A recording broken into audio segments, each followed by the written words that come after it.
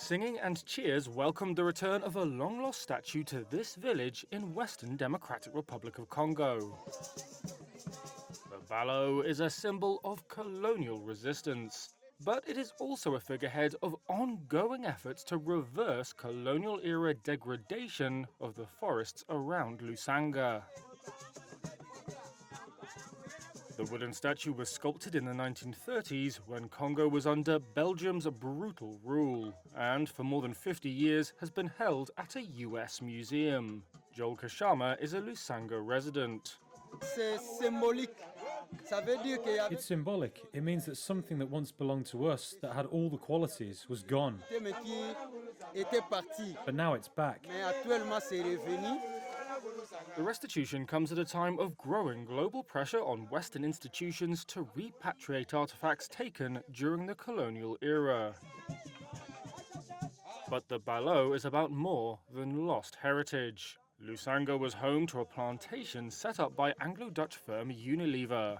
Colonial-era plantation farming reduced the once dense rainforests here to sparse pockets. Indeed, the balo depicts a colonial administrator, Maximilien Ballot, who was killed during a workers' revolt on the plantation in 1931. The Ballot's homecoming from the Virginia Museum of Fine Arts for a 6-month display is the result of years of activism by the Congolese Plantation Workers Art League, or CATPC.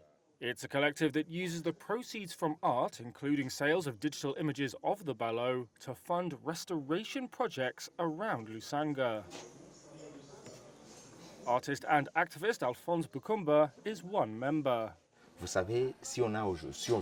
You know, if we're talking about global warming today, it's because we've deforested everything. We deforested everything. You know, everywhere you look, there used to be huge forests. And when the white man came, they cut down all the wood to use it. And cutting down the wood is what created everything we're experiencing today. So we can't live like this until we have seen the world burn. Congo is, according to the World Bank, one of the most vulnerable countries in the world to climate disasters. CATPC's efforts have reforested around 570 acres around Lusanga.